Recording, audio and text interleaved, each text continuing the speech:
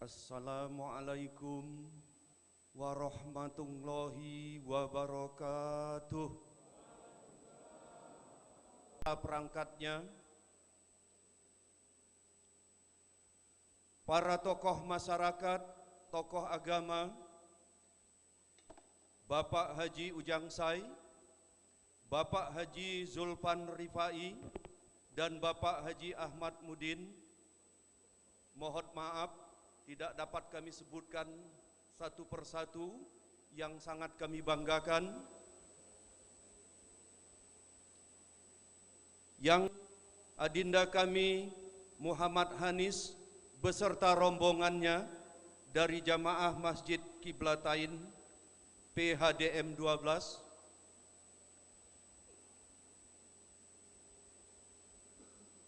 para ketua RT 18, 19, 20, 21, 22, 23, dan 40 yang berkesempatan hadir pada malam hari ini yang sangat kami cintai dan kami banggakan. Bapak-bapak, ibu-ibu, serta anak-anakku sekalian yang sangat kami cintai dan kami sayangi. Pertama-tama, tentunya marilah selalu dan tidak bosan-bosannya kita senantiasa memanjatkan puja dan puji syukur kehadirat Allah Subhanahu wa Ta'ala atas segala limpahan rahmat, nikmat, serta kasih dan sayangnya yang telah diberikan kepada kita sekalian dengan tiada henti-hentinya. Apakah itu berupa nikmat iman dan Islam, nikmat kesehatan, kekuatan dan kesempatan, sehingga pada malam yang sangat mulia ini kita kembali dapat bersilaturahmi, kita kembali dapat berkumpul di rumah Allah yang sangat kita cintai ini, yaitu Masjid As-Sakiril Muwahhidin, dalam rangka memperingati Isra Mi'raj Nabi besar Muhammad Rasulullah Sallallahu Alaihi Wasallam, tanggal 15 Februari 2024 bertepatan dengan 6 Sya'ban 1445 Hijriah. Bapak-bapak, ibu-ibu, hadirin hadirat yang dimuliakan Allah, saya selaku pemandu acara telah menyusun serangkaian acara kita pada malam hari ini adalah sebagai berikut. Yang pertama, pembukaan.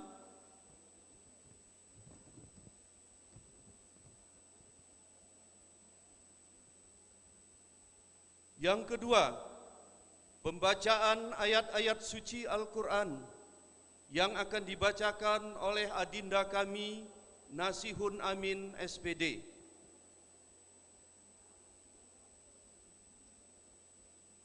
Kita lanjutkan dengan acara yang ketiga, yaitu kata sambutan yang akan disampaikan oleh Ustadz Dr. Andes Haji Muhammad Fahrudin selaku Ketua Panitia Acara. Dan acara yang keempat adalah merupakan acara puncak kita pada malam hari ini, adalah ceramah Isra Mi'raj, yang insya Allah akan disampaikan oleh Yang Mulia Al-Habib Muhammad Sukri bin Ali Sahab. Alhamdulillah beliau sudah berada di tengah-tengah kita. Dan insya Allah nanti akan langsung ditutup dengan doa oleh beliau. Bapak-bapak, ibu-ibu yang dirahmati Allah Subhanahu wa Ta'ala, mohon kiranya acara kita ini akan senantiasa mendapat ridho dari Allah Subhanahu wa Ta'ala.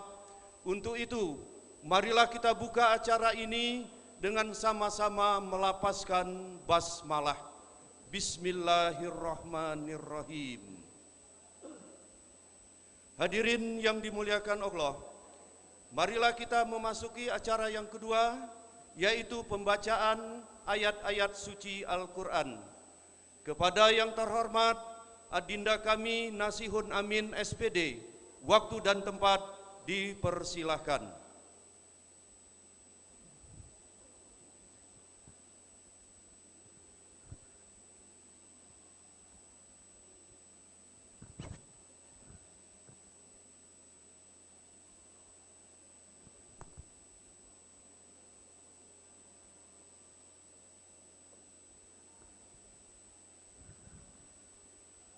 Assalamualaikum warahmatullahi wabarakatuh.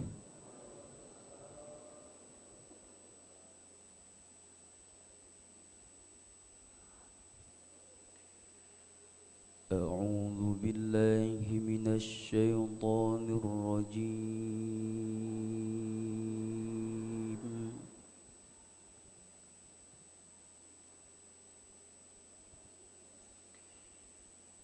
Bismillahirrahmanirrahim.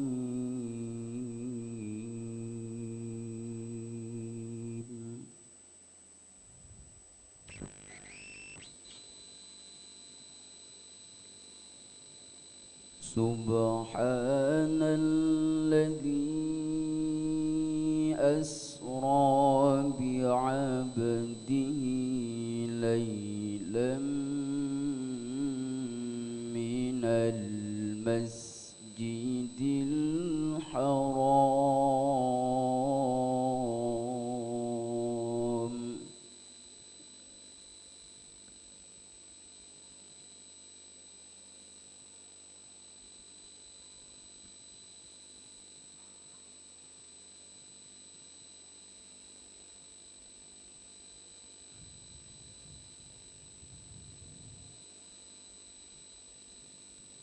ليلا من المسجد الحرام إلى المسجد الأقصى الذي باركنا حوله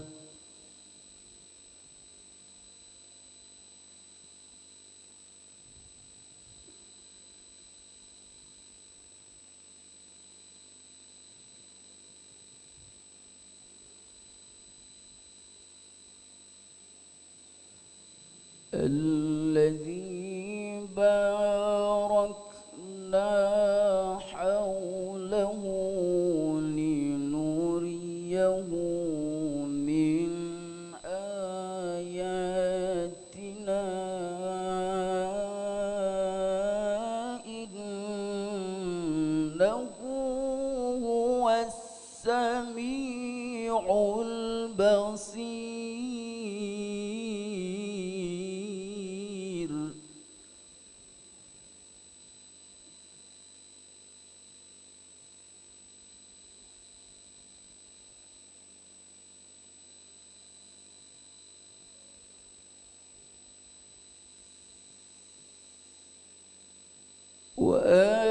وآتينا موسى الكتاب وجعلناه هدى لبني إسرائيل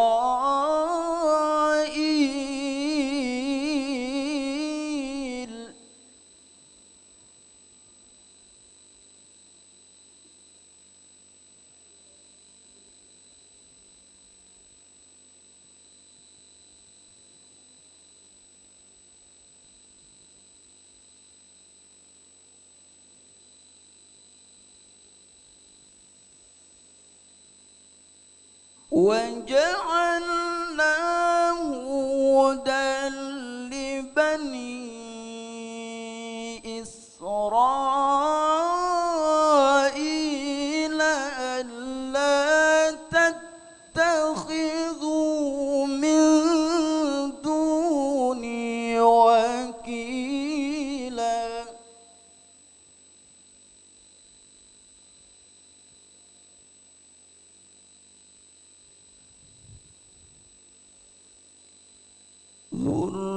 ذرية من حملنا مع نوح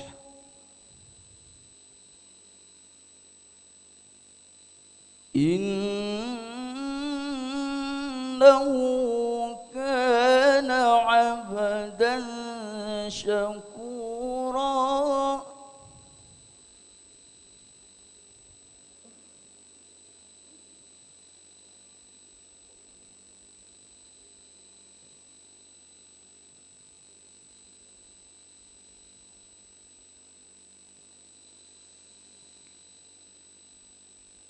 وقضينا إلى بني إسرائيل في الكتاب لتفسدن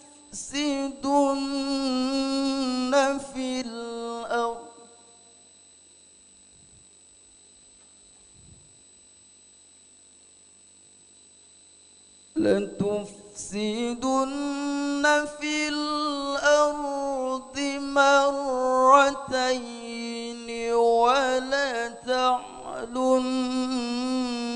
علوا كبيرا.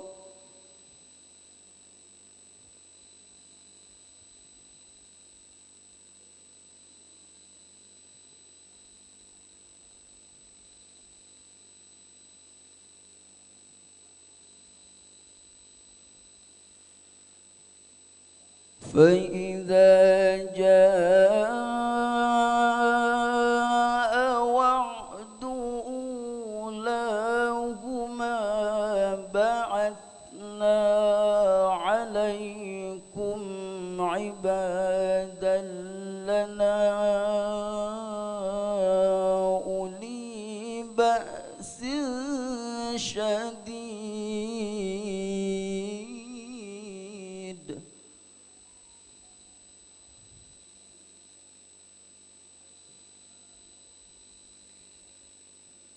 عبادا لنا أولي بأس شديد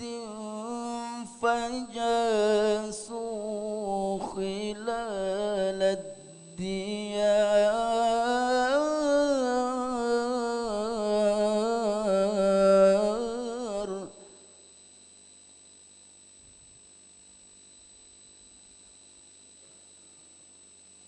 وكان وعدا مفعولا.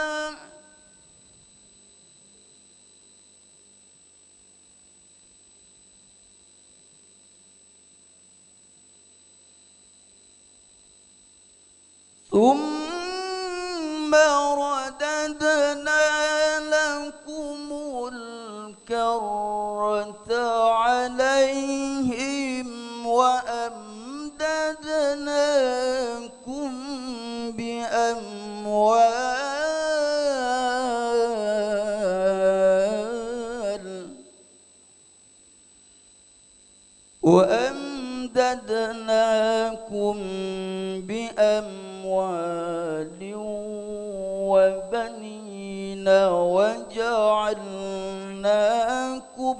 أكثر نفيرا.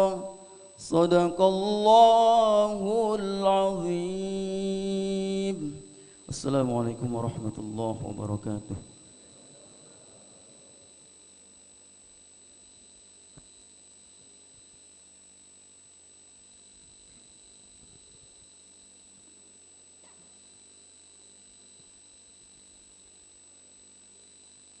Terima kasih. Maha benar Allah dengan segala firman-Nya. Mudah-mudahan kita semua yang hadir pada malam hari ini, yang mendengarkan dengan tekun, dengan khusyuk, insya Allah kita akan mendapatkan barokah dari Allah Subhanahu wa Ta'ala. Amin ya Rabbal Alamin. Hadirin hadirat yang dimuliakan Allah, kita memasuki acara yang ketiga, yaitu sambutan Ketua Panitia yang akan disampaikan oleh Ustadz Dr. Andes Haji Muhammad Fahrudin. Waktu dan tempat dipersilahkan.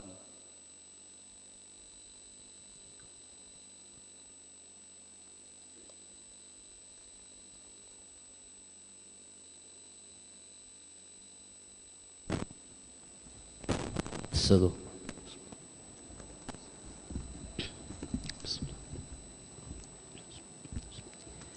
Assalamualaikum warahmatullahi wabarakatuh.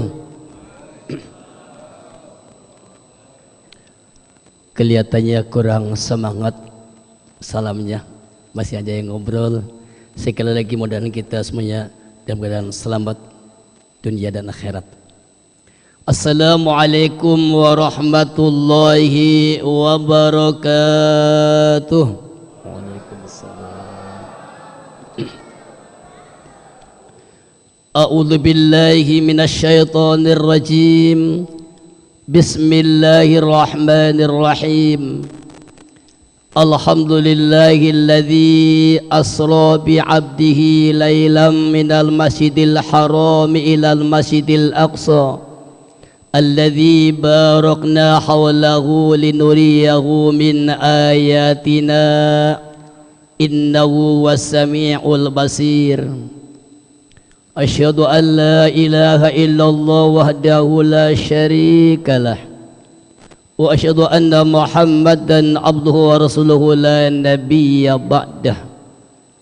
Allahumma salli wa sallim wa barik ala sayyidina wa maulana Muhammad ibn Abdillah wa ala alihi wa sahbihi wa mawalah, amma ba'd. Yang saya muliakan Fadilatul Kiram Al-Ustadz Al-Habib Muhammad Sukri bin Ali Sahab beserta rombongan. Ya, kami hormati Bapak Mayor Caje Widianto selaku pengurus Ketua Majelis Asy-Syekhul Muwahhidin beserta para jajarannya. Ya, kami hormati hadir juga selaku penasehat Bapak Dr. Ndes Haji Ujang Sayyasa. Yang saya muliakan juga Bapak Haji Sulpan Aripai dan babi yang lainnya yang tidak kami sebutkan satu persatu namanya. Ya, kami hormati Ketua RT 18, Ketua RT 19, Ketua RT 20, 21, 23 yang hadir dalam masjid yang sangat mulia ini yang tidak kami sebutkan namanya satu persatu. Ya, kami muliakan para alim ulama, pemuka masyarakat, pemuka agama. Hadir juga majlis taklim dari Asy-Syekhul Muwahhidin yaitu yang diketuai oleh Ibu Haja Rafiah beserta jajarannya. Yang saya hormati juga saya muliakan bapak-bapak ibu hadirin para undangan malam hari ini yang insyaallah mudah-mudahan dimuliakan oleh Allah Subhanahu wa taala. Dan tidak ketinggalan pula kepada adik kami, anak-anak kami, asuhan kami, hadir assalam yang malam ini hadir menghibur kita semuanya. Hadirin yang saya muliakan yang insyaallah dimuliakan oleh Allah Subhanahu wa taala. Tiada kata-kata yang lebih indah dan lebih mulia yang dapat kami sampaikan selain mengucapkan puji syukur kehadirat Allah Subhanahu wa taala atas segala limpahan rahmat, nikmat, taufik serta hidayah. Malam hari ini kita diberikan nikmat oleh Allah Subhanahu wa taala, yakni berupa nikmat iman, nikmat Islam, nikmat umur, kesehatan, kesempatan, kelonggaran waktu, sehingga dapat hadir dalam majlis yang sangat mulia ini dalam acara peringatan Isra dan Miraj Nabi besar Muhammadin sallallahu alaihi wasallam tahun 1445 Hijriah di Masjid Asy-Syekhul Muwahhidin yang sama-sama kita muliakan. Salawat iring salam semoga tercurah kepada Nabi kita Muhammadin sallallahu alaihi wasallam, seorang nabi yang mulia yang dimuliakan oleh yang maha mulia, seorang nabi yang agung yang dimuliakan oleh yang maha agung, Nabi kita Muhammadin sallallahu alaihi wasallam, kepada keluarganya, para sahabatnya serta pengikut yang istiqomah hingga akhir zaman. Hadirin yang kami muliakan, atas nama panitia penyelenggara peringatan Isra dan Miraj Nabi besar Muhammad SAW tahun 1445 Hijriah, Masjid Asy-Syekhul Muwahhidin pada malam hari ini mengucapkan ribuan terima kasih yang tidak terhingga, jazakumullahu khairan katsiran, kepada hadirin yang mulia malam hari ini hadir Semoga acara ini dalam senantiasa dalam lindungan Allah SWT berjalan dengan lancar. Dan ucapan terima kasih juga kepada sekalian, kepada ibu-ibu yang telah memberikan partisipasi, membantu memberikan bantuan donatur berupa material maupun material untuk terselenggaranya malam hari ini. Tanpa ada bantuan malam hari sekalian, acara tidak akan berjalan dengan lancar seperti malam hari ini. Selanjutnya kami juga mohon maaf jika dalam penyampaian atau mungkin tata krama sambutan kurang berkenan. Inilah batas kemauan kami. Kami telah berusaha semaksimal mungkin, namun inilah yang kami laksanakan, kami adakan malam ini. Dan perlu kami sampaikan juga pada malam ini mungkin agak sedikit berkurang jamaahnya, karena bersamaan pada malam ini juga peringatan Isra Mi'raj yang dilaksanakan di Mushola Nur Saada di belakang Pak, dengan acara penceramahnya Al-Ustaz yaitu Syekh Husain. Beliau adalah adik almarhum dari Bapak Ali Jabir, Syekh Ali Jabir. Jadi mohon maaf kalau mungkin kegiatan ini zamannya mungkin dibagi Pak, tapi kami telah berusaha, mudah-mudahan walaupun sedikit tapi insyaallah tidak akan mengurangi arti kita pada malam hari ini.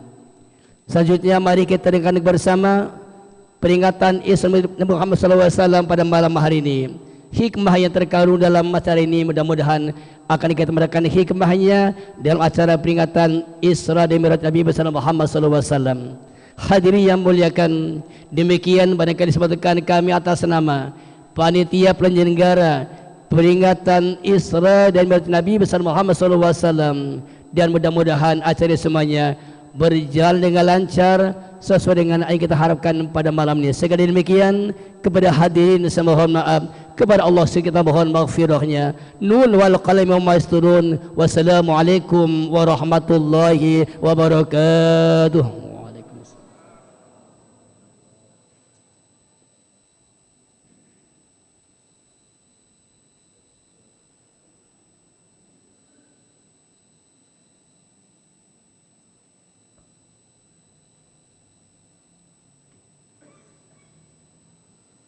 Terima kasih.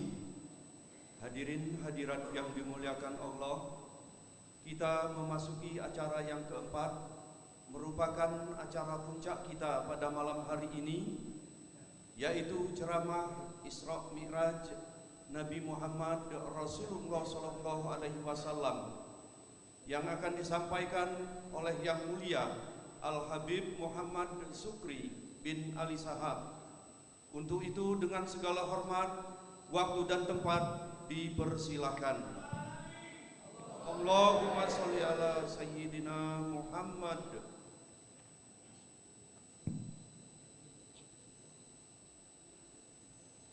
Bismillahirrahmanirrahim. Assalamualaikum warahmatullahi wabarakatuh.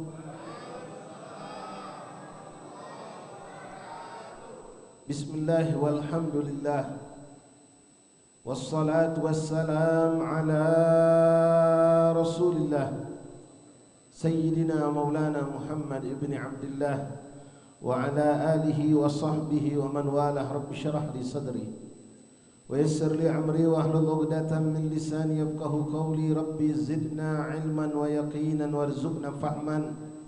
اللهم ارزقنا فهم النبيين وحفظ المرسلين وإلهام كإلهام الملائكة المقربين. سبحانك لا علم لنا إلا ما علمتنا إنك أنت العليم الحكيم. وتب علينا يا رب إنك أنت التواب الرحيم. اغفر لنا وارحمنا وأنت خير الراحمين فانصرنا على القوم الكافرين. اللهم يا من وفق أهل الخير وأعانهم عليه، fikna Allahumma lil khair wa a'inna alaih wa la hawla wa la quwata illa billahil aliyil azim. Yang sama-sama kita cintai, kita banggakan Ketua Masjid Syakirin Muwahhidin beserta segenap pengurus masjid yang juga kita cintai, kita hormati, kita banggakan Ketua Panitia dan segenap panitia peringatan Isra wal Mi'raj Nabi Muhammad SAW, para alim ulama, para tokoh masyarakat, aparat yang juga mungkin hadir, dan semua kita yang alhamdulillah dipilih Allah, didudukkan untuk dimuliakan oleh Allah Subhanahu wa ta'ala.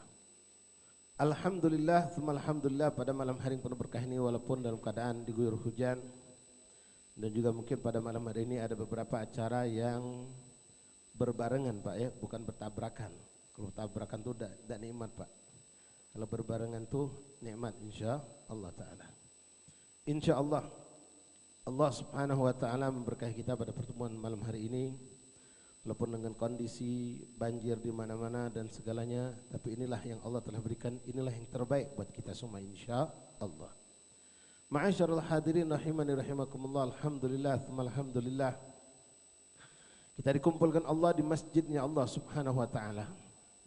Yang mana masjid adalah juga tempat yang diangkat di dalam peristiwa Isra wal Mi'raj.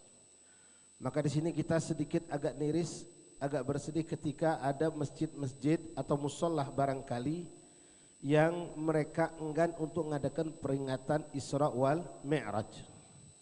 Ada yang memang maaf bukan cuma Mi'raj, Maulid juga enggak ngadakan.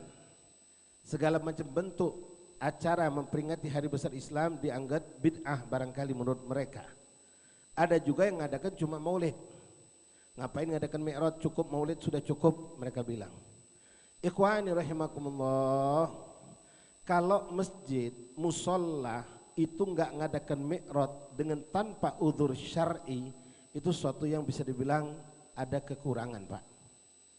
Kenapa?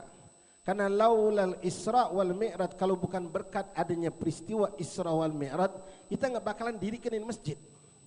Enggak bakalan ada masjid di mana-mana, enggak bakalan kita kumpul untuk sholat 5 waktu. Jadi mengingat Isra Mi'raj, adanya masjid, adanya Isra Mi'raj Nabi Muhammad SAW.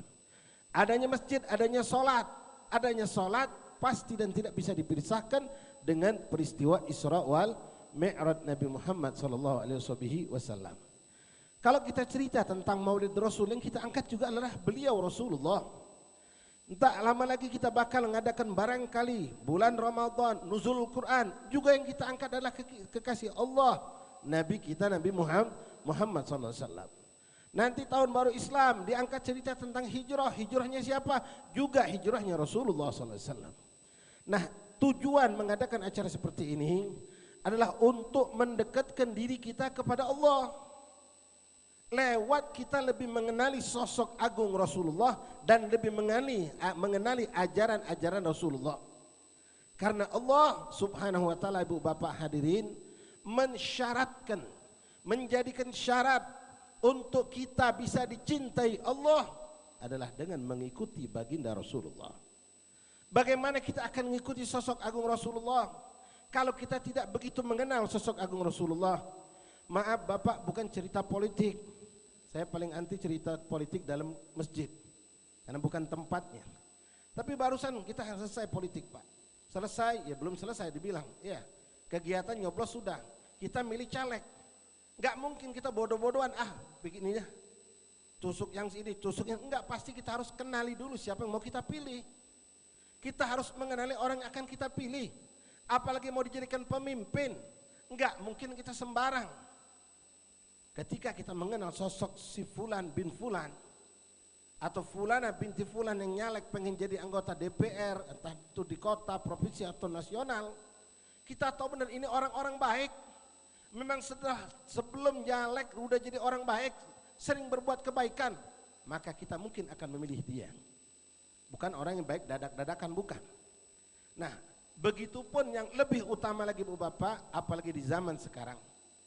Begitu banyak dimunculkan di hadapan kita, terutama di kalangan anak-anak muda dan anak-anak kita, sosok-sosok yang ditontonkan kepada kita, dijadikan figur sementara mereka bukan orang-orang yang diridhoi oleh Allah. Enggak ada figur yang paling top, paling hebat, paling patut untuk dicontoh melebihi baginda Rasulullah.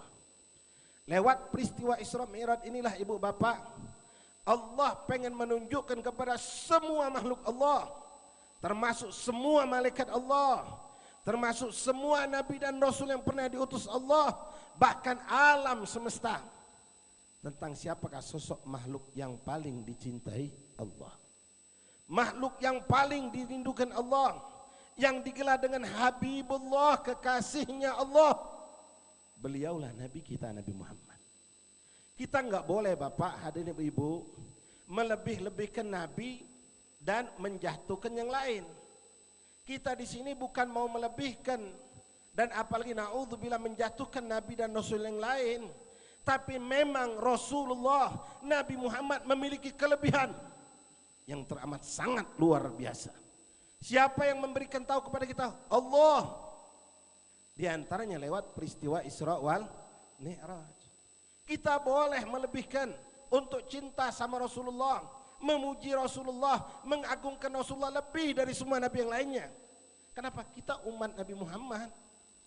Dan tidak kita melebih-lebihkan dengan suatu yang fiktif, suatu yang bohong, tapi dengan apa yang datang langsung dari Allah dan yang langsung datang dari lisan baginda Rasulullah, yang kita semua tahu Bapak, Nabi Muhammad tidak pernah berkata bohong. Bahkan apa yang beliau ucapkan itu datang dari Allah.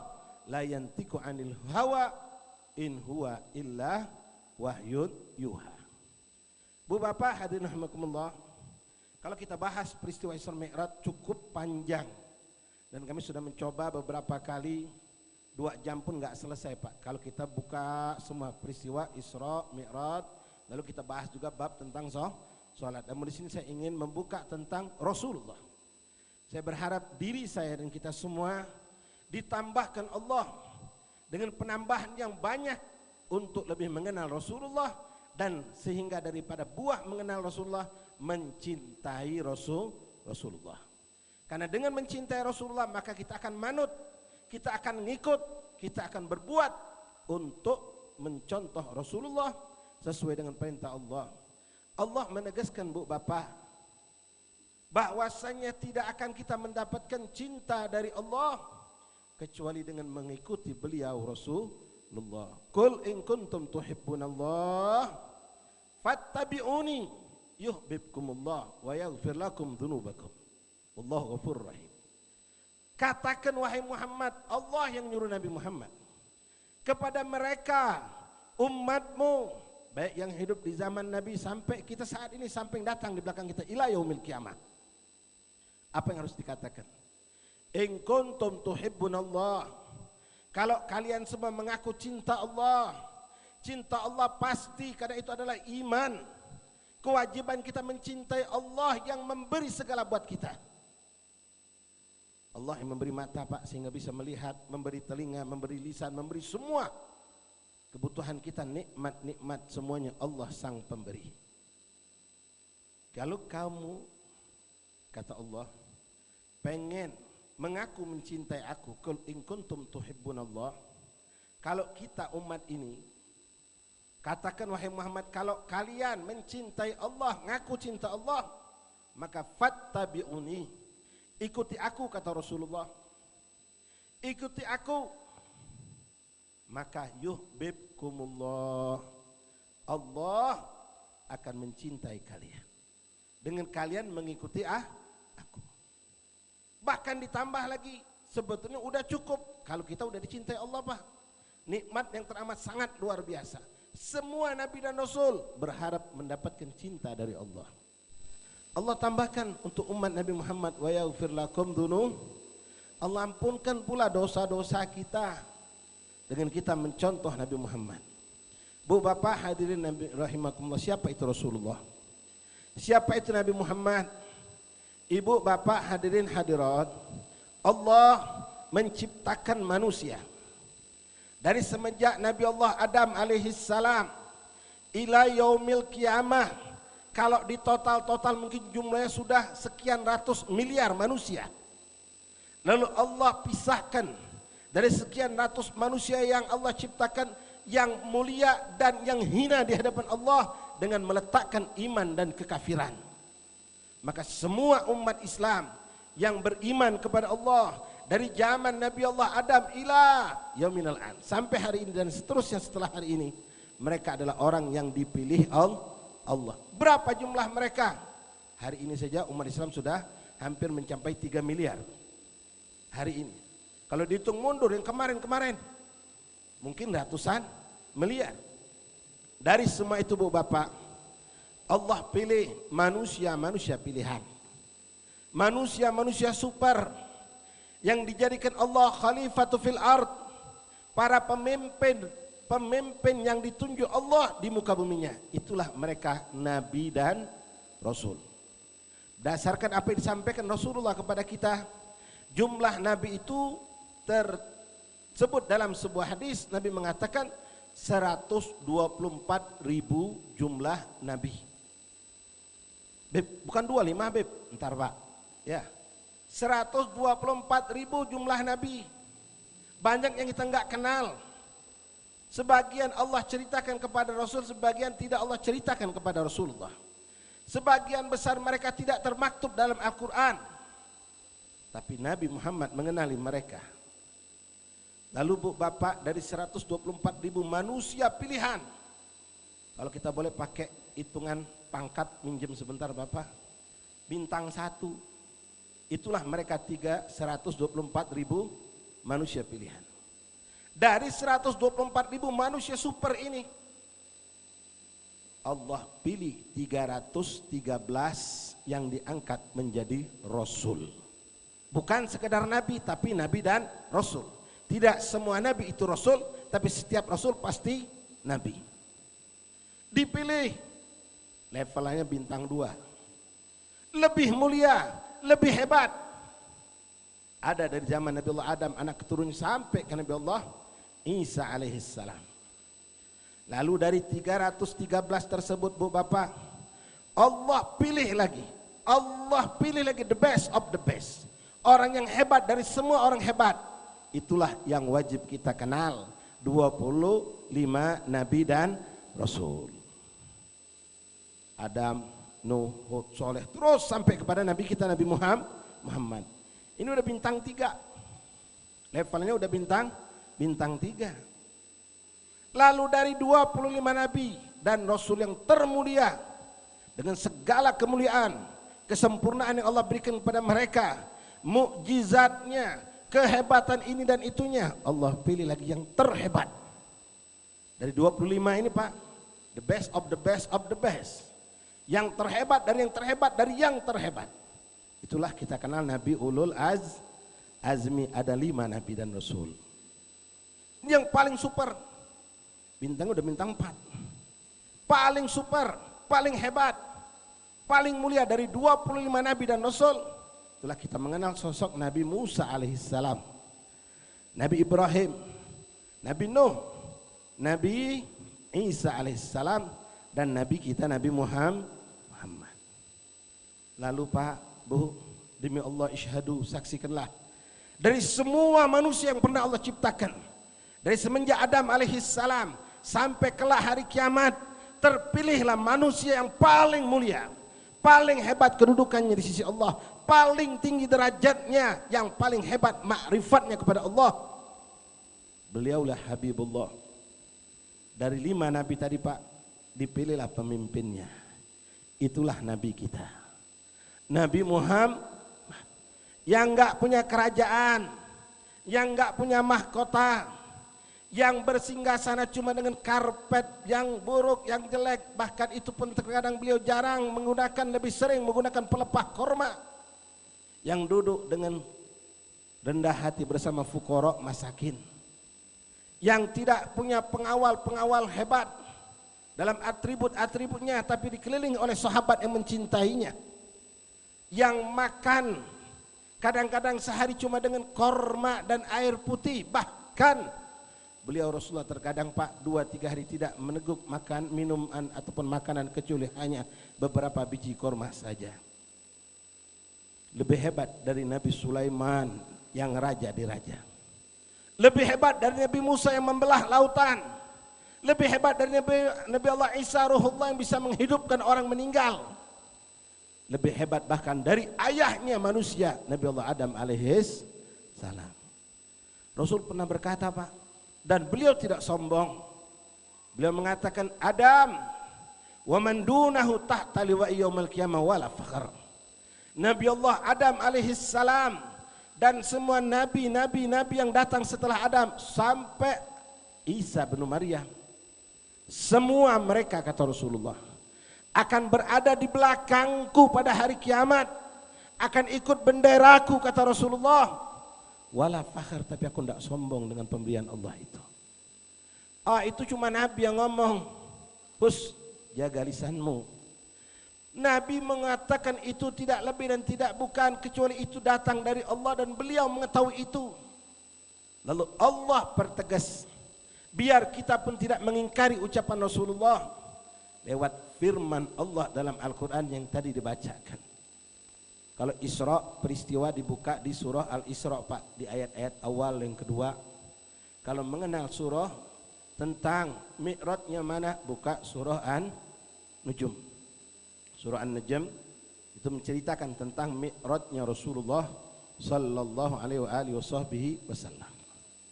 Dalam peristiwa ini pun Allah mengenalkan Rasulullah, menunjukkan kepada semua makhluk Allah tentang manusia yang paling mulia adalah beliau Muhammad ibni Abdullah.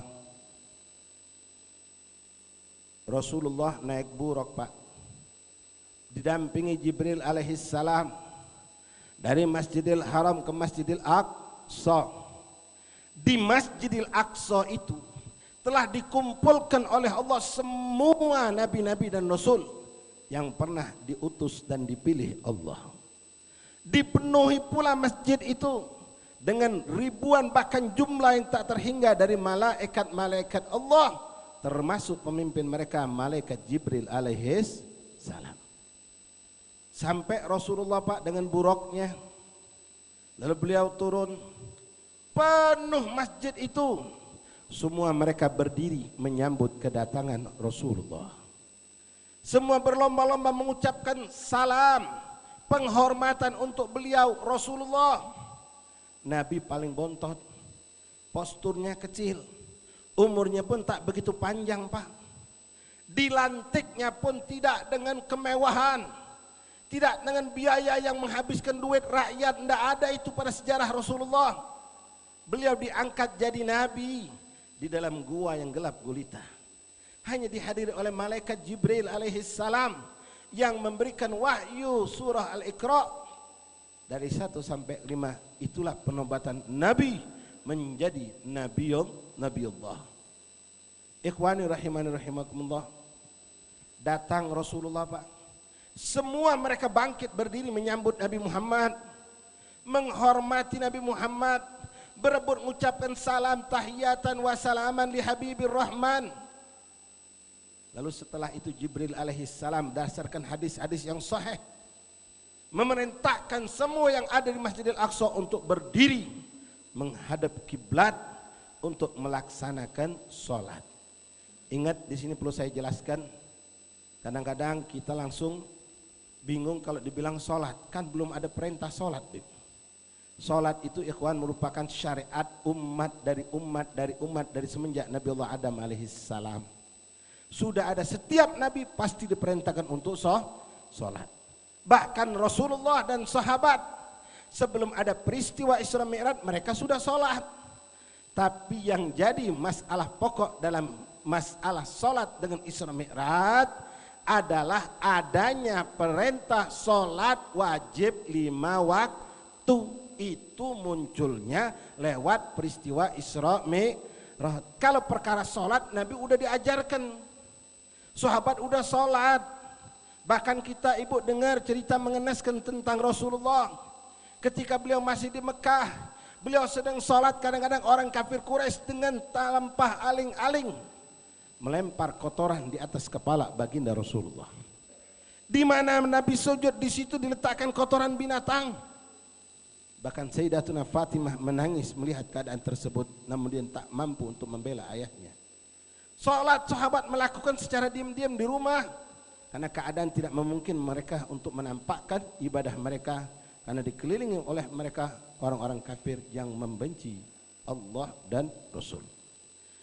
Bu Bapak hadirin rahimakumullah, begitu mereka disuruh berdiri untuk sholat, lalu dicarilah siapa yang akan mengimami sholat tersebut.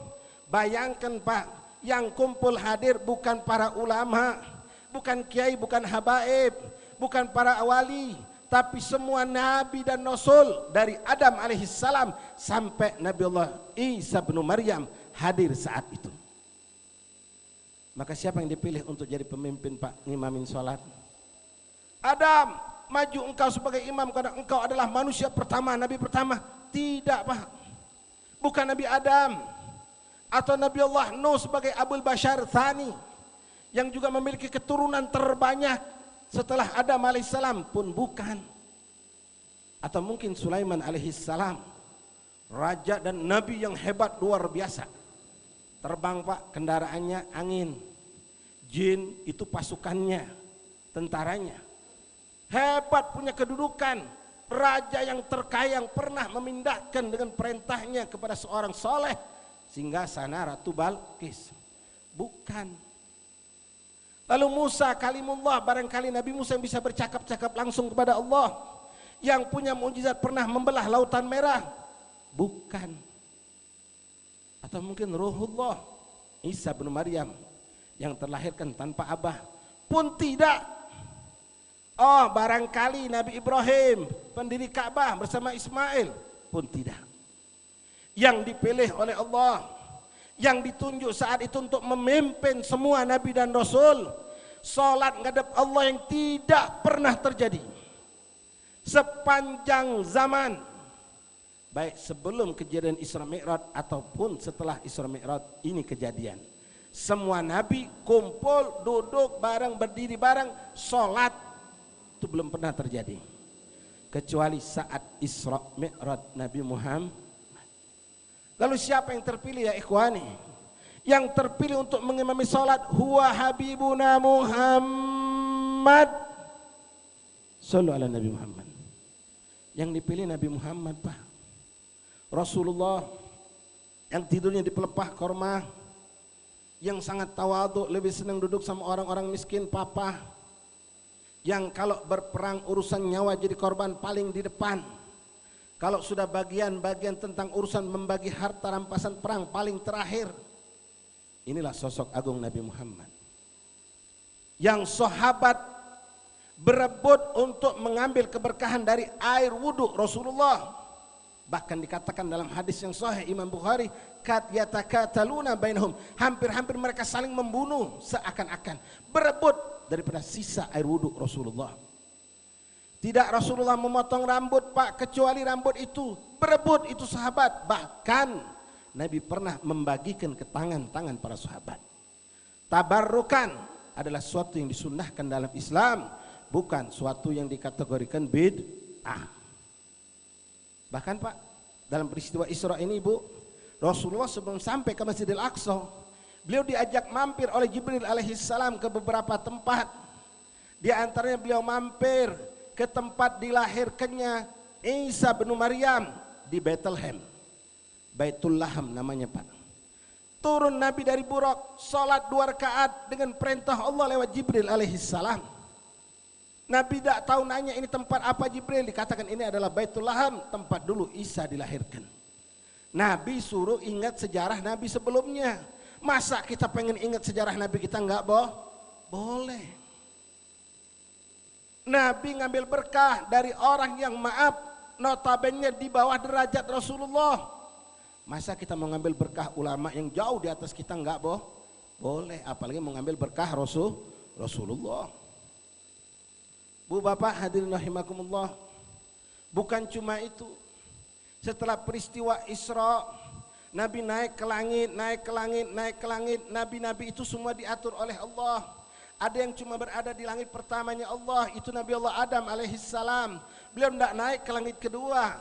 Ada nabi yang di langit kedua, ada yang ketiga, keempat, sampai ketujuh. Tapi tidak ada satupun nabi atau rasul yang pernah naik ke atas ke suatu tempat yang disebut dengan Sidratul Muntaha, kecuali hanya huwa Rasulullah. Kecuali cuma Nabi kita Nabi Muhammad Pak. Bahkan Jibril alaihissalam yang telah mendampingi Nabi Muhammad dari Mekah sampai ke Masjidil Aqsa, naik dari langit ke langit. Begitu sampai di Sidratul Muntaha, beliau pun pamit mundur, tidak bisa masuk ke tempat tersebut. Sehingga Nabi pernah berkata kepada wahai Jibril, apakah seperti ini orang yang berteman dari bumi, dari Mekah kau temani aku sampai ke Baitul Maqdis, dari langit ke langit engkau bersamaku, lalu saat ini engkau tinggalkan aku. Apa kata Jibril Pak? Wahai Muhammad, ini tempat yang disucikan Allah. Tidak ada satu makhluk pun yang pernah masuk ke dalamnya, termasuk aku. Tidak pernah mendapatkan izin dari Allah kecuali hanya engkau, wahai Muhammad, yang diizinkan Allah untuk masuk ke tempat tersebut. Tapi maaf, perlu digarisbawahi, bukan berarti Allah ada di situ. Ini cuma tempat yang ditunjukkan Allah untuk mencapaikan kedudukan yang tinggi buat Nabi Muhammad sallallahu alaihi wasallam. Bu bapak rahimani rahimakumullah, singkat cerita, lewat peristiwa ini di Sidratul Muntaha inilah Rasulullah mendapatkan bermacam-macam kemuliaan dan mendapatkan oleh-oleh. Kita anggaplah itu oleh-oleh, itu kan menyenangkan Pak ya. Kalau oleh-oleh itu biasanya menyenangkan, bahkan ditunggu. Mudah-mudahan kita seperti itu Pak. Apa itu? Salat 5 waktu. Kalau Rasulullah dan sahabat memang begitu. Begitu datang masuk waktu salat, Rasulullah langsung teriak sama Bilal. Sayyidina Bilal muadzin Nabi, "Arrihna ya Bilal." Ayo Bilal, senangkan kami, gembirakan hati kami. Bilal paham kalau Nabi mau begitu berarti waktu sholat masuk, langsung ngebang Bilal. Kalau kita kadang-kadang lagi duduk ngobrol asik pak dengar adzan, cepet banget adzan. Ya, kayak ada sumpaknya gitu. Kalau sudah sibuk apalagi dengan dunia. Kemarin berapa kali kejadian menyedihkan Pak, masjid sepi sholat isya. Gara-gara umat repot ngurusin pengen nonton debat presiden. Malam minggu lagi, waktu isya lagi kosong majelis, kosong masjid. Subhanallah. Allah lebih mulia untuk kita datangi. Allah lebih mulia untuk kita sebut dan untuk kita perhatikan. Bu bapak hadirin rahimakumullah, inilah oleh-oleh yang paling terbesar dari sekian banyak oleh-oleh yang dibawa oleh Rasulullah. Salat. As-salatu imaduddin, faman aqamaha faqad aqamaddin, faman tarakaha faqad hadamaddin. Salat adalah tiang agama kata Rasulullah. Kalau namanya tiang Pak, kalau tiang itu roboh maka hancur semua bangunan tersebut.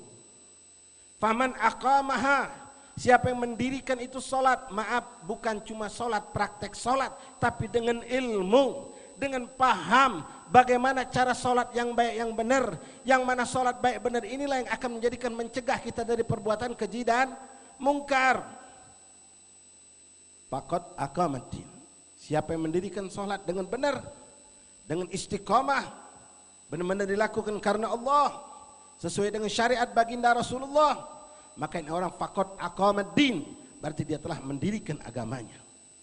Faman tarakaha, siapa yang meninggalkan sholat, meninggalkan dalam makna kata ulama benar-benar enggak sholat, benar bukan cuma itu kata mereka, sholat tapi meninggalkan syarat-syarat dan rukun-rukun sholat, meninggalkan ilmu dalam sholat, maka orang ini sama Pak.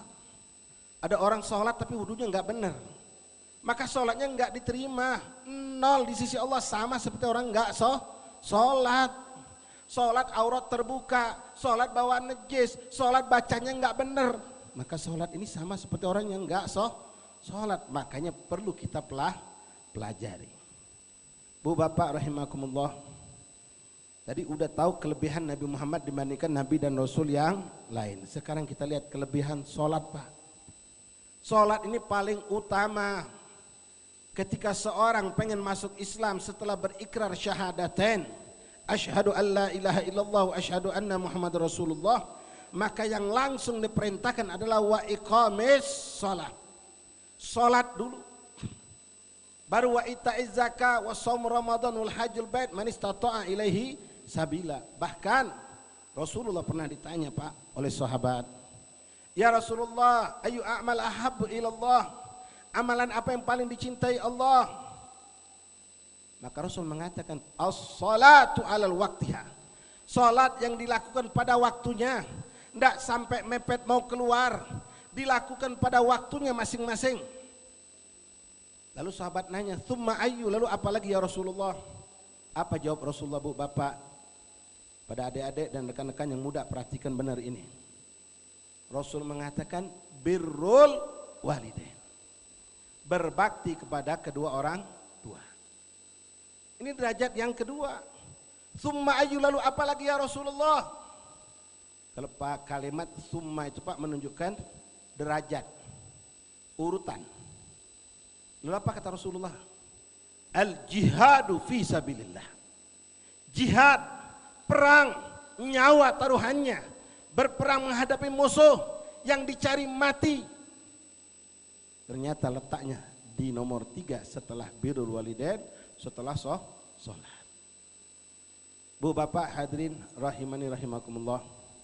Yuk kita lihat perbedaan sholat dengan ibadah yang lain. Tadi udah tahu, kita paham alhamdulillah tentang perbedaan Nabi Muhammad dengan makhluk nabi-nabi dan rasul yang lain termasuk malaikat. Beliau adalah yang paling super power, paling hebat, paling agung, paling mulia. Kalau kita bahas Pak, masih banyak perbedaan perbandingan antara nabi dengan nabi yang lain. Tapi kita cukupkan sampai di situ, insya Allah cukup untuk bekal kita untuk lebih cinta kepada Rasulullah, insya Allah. Yang jelas Pak, nggak akan pernah satupun nabi dan rasul masuk surganya Allah kecuali Nabi Muhammad duluan masuk ke dalamnya. Setelah nabi dan rasul masuk semua, tidak ada satupun umat dari umat nabi manapun, sesoleh apapun, setinggi apapun derajat mereka di sisi Allah, untuk masuk ke surganya Allah kecuali setelah umat Rasulullah, kita insya Allah masuk duluan ke surganya Allah subhanahu wa ta'ala. Sallu ala Nabi Muhammad. Syukur Pak, jadi umat Nabi Muhammad. Salat itu beda dengan ibadah yang lain. Ibadah yang lain itu diperintahkan Allah kepada baginda Nabi Muhammad. Bedanya 2. Pertama, lewat perantara malaikat Jibril. Jibril datang kepada Rasulullah menjelaskan tentang perihal hukum haji. Jibril datang lagi tentang hukum nikah, datang lagi tentang puasa, datang lagi menjelaskan tentang zakat. Semua syariat Islam yang kita lakoni hari ini Pak, itu semua datang perintah dari Allah lewat perantara malaikat Jibril. Yang kedua, Nabi Muhammad mendapatkan semua syariat selain sholat, beliau berada di muka bumi Allah. Hal ini berbeda dengan sholat. Sholat Nabi dapatkan langsung dari Allah tanpa perantara malaikat manapun, termasuk tanpa perantara malaikat Jibril alaihis salam. Itu sudah yang pertama. Yang kedua, Nabi mendapatkan perintah bukan beliau berada di muka bumi Allah, tapi beliau berada di tempat yang disucikan Allah, dimuliakan Allah, diagungkan Allah, yang tidak ada satupun makhluk pernah masuk ke dalamnya, yaitu Sidratul Muntaha. Kemudian Bu Bapak, kita sedih, banyak umat Islam ini masih banyak yang meninggalkan sholat. Bapak, Ibu, Saudara, saya boleh bersyukur kita bisa istiqomah ke masjid Pak. Tapi yuk kita kembangkan kebaikan yang ada pada diri kita. Dan ini maaf, bukan tugas ustadz dan ulama saja, tapi tugas kita sebagai umat Rasulullah, bagaimana cara menarik orang-orang yang gak sholat biar sholat. Yang sholatnya demennya di rumah terus, kita tarik pelan-pelan biar bisa ke masjid. Sayang masjid gede begini gak ada yang sholat. Kadang-kadang maaf salah Pak, orang sekarang kalau kawin pengen jadi imam di rumah. Jadi sholatnya di rumah sama istri. Kita tanya, loh Pak Hamdi kemarin rajin sholat di masjid, semenjak kawin kok sholatnya gak ke masjid lagi? Iya, saya ngimamin istri di rumah. Ketemu Pak Budi begitu juga. Kalau 20 orang saja jamaah masjid kita nih Pak, sholat di rumah, enggak ke masjid, enggak ke musola dengan alasan ngimamin istri, maka saya bisa pastikan yang rajin ke masjid 2 golongan manusia. Kalau enggak masih bujang, udah duda. Nama yang kawin demennya sholat di rumah. Salah, makna ngimamin itu bukan ngimami sholat, walaupun boleh jadi. Ngimami engkau jadi pemimpin di rumah, bukan istrimu yang ngatur aturan rumah, engkau yang ngatur. Karena kita yang bakal bertanggung jawab di hadapan Allah, bukan istri kita. Kita yang ngatur bagaimana hidup di rumah tangga kita sesuai dengan syariat Allah. Anak kita udah gadis, nggak mau nutup aurat, istri kita bilang biar Pak nggak usah nutup aurat, nanti susah nyari kerja. Enggak, aku yang bakal tanggung jawab di hadapan Allah kalau dia nggak nutup aurat. Dia udah balik. Kita yang ngatur. Maghrib, Isya nggak ada yang boleh keluar, duduk di rumah baca Quran, baca zikir, baca tasbih, salawat. Kita yang ngatur. Itu makna imam. Bukan ngimamin sholat tapi diatur sama istri. Ini jadi suami yang soleha. Benar nggak Pak? Suami itu soleh, seharusnya ini suami yang soleha. Nah, nggak benar itu. Nah Bu, Bapak, hadirin rahimakumullah. Sholat itu beda dengan semua amal ibadah yang lain. Seorang musafir, misal, nggak lama lagi bulan puasa nih Pak, boleh untuk tidak berpuasa. Nanti kodok. Tapi maaf, pelajari caranya, ilmunya. Jangan cuma dengar kulitnya. Oh boleh kalau musafir nggak puasa, boleh nggak sholat. Pelajari dulu yang boleh itu model bagaimana, syaratnya apa. Semua ada ilmunya.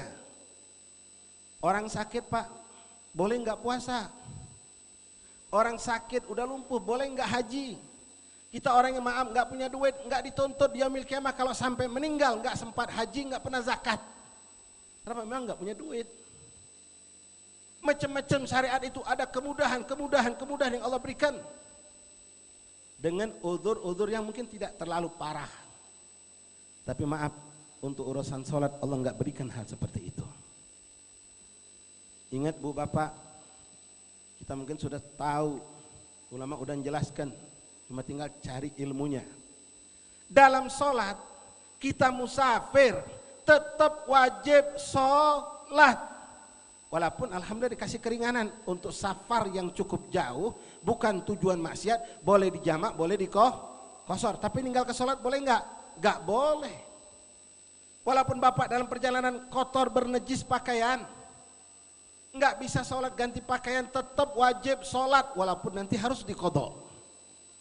Sakit boleh nggak puasa, tapi apakah orang sakit boleh nggak sholat? La, wallah haram hukumnya. Kecuali kalau memang sudah akalnya yang nggak sehat. Kalau akal makin sehat, maaf Bapak, kita dipakaikan infus, ditambah oksigen, kecelakaan patah kaki, patah tulang, akal masih nyambung, Allah tetap mewajibkan kita sholat. Tidak bisa meninggalkan sholat. Tidak bisa berdiri, duduk, itu syariat. Tidak bisa duduk berbaring. Mulai berbaring ngadep kanan kayak dalam kuburan Pak, ngadep kiblat. Nggak bisa posisi begitu, telentang. Kepala di sono, kaki di sini, diangkat sedikit. Itu semua harus dipelajari caranya. Ngangkat tangan sholat Pak.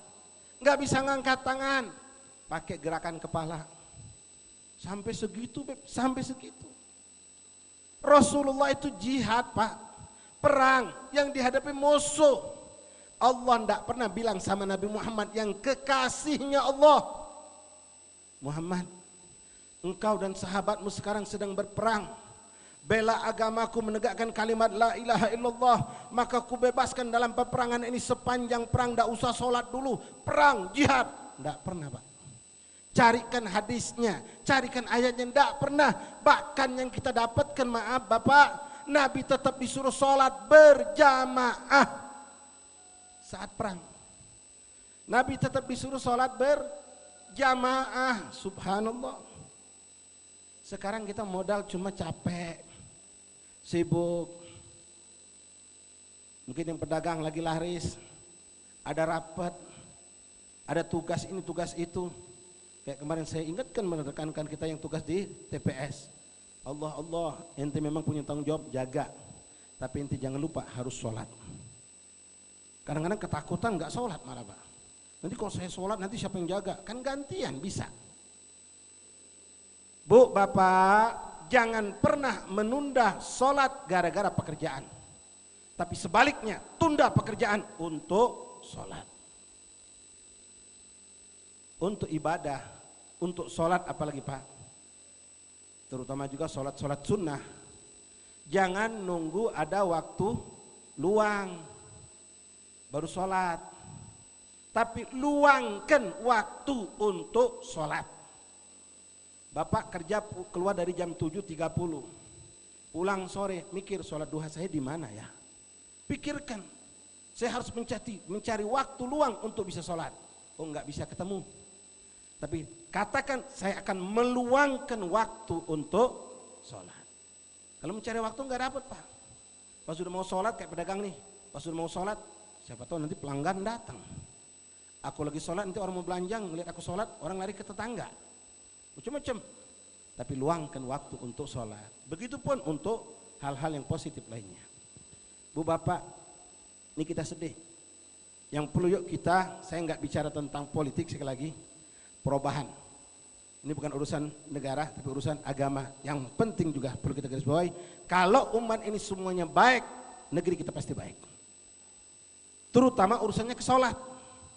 Allah berfirman, Inna sholata tanha anil fahsya'i wal munkar. Kalau kita sholatnya benar semua Pak, nggak ada orang maling, nggak ada orang korupsi, nggak ada orang berzina, nggak ada orang saling bunuh-bunuhan, nggak ada orang yang serakah tamak berebut jabatan, nggak ada. Ini orang disumpah pakai Quran di atas kepalanya, tapi masih korupsi, masih berbuat kedzoleman, nggak punya rasa takut sama Allah. Kenapa? Ini orang bisa dipastikan sholatnya belum beres. Jadi kalau Bapak punya perusahaan, punya kantor, mungkin Bapak bisa praktekkan juga. Biar anak Bapak kita jadi orang soleh, diklat sholat bikin.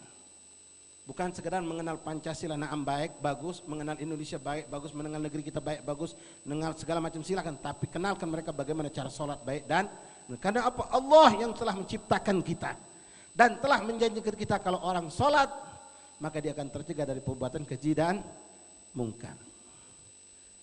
Bu Bapak hadirin rahimakumullah.